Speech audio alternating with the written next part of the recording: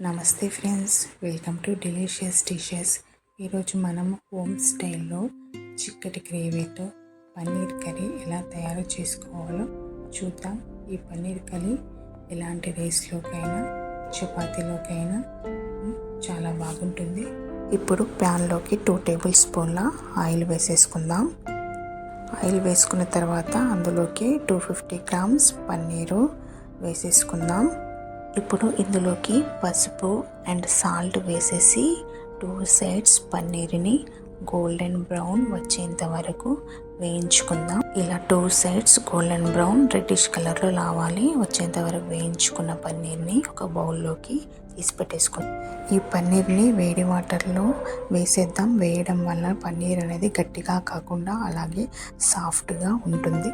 ఇప్పుడు అదే ప్యాన్లోకి 3 టేబుల్ స్పూన్ల ఆయిల్ వేసుకుందాం. వేసుకున్న తర్వాత అందులోకి హోల్ గరం మసాలా ఇంగ్రీడియంట్స్ లవంగాలు, ఇలాచి, దాల్చిన చెక్క వేసుకుందాం. ఇప్పుడు ఇందులోకి జీలకర్ర వేసి అది కొంచెం వేగిన తర్వాత కట్ చేసి పెట్టుకున్న ఆనియన్స్ కూడా వేసుకుందాం.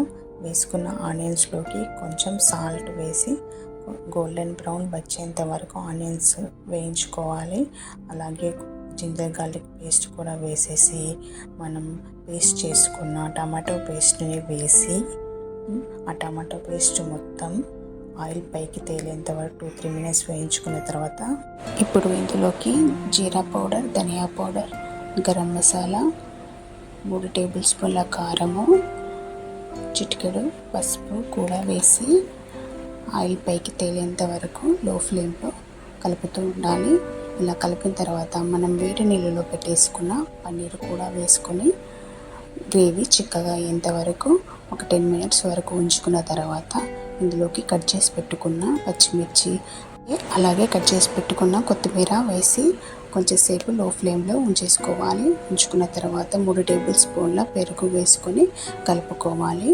ఒక 5-10 మినిట్స్ వరకు ఉంచుకున్న తర్వాత టేస్ట్కి తగ్గట్టు సాల్ట్ కూడా వేసేసి కొంచెం 5 మినిట్స్ వరకు లో ఫ్లేమ్లో ఉంచేసుకున్న తర్వాత లాస్ట్లో కొత్తిమీర సర్వ్ చేసుకుంటే ఎంతో టేస్టీ అయిన చిక్కటి గ్రేవీతో పన్నీర్ కర్రీ రెడీ అవుతుంది.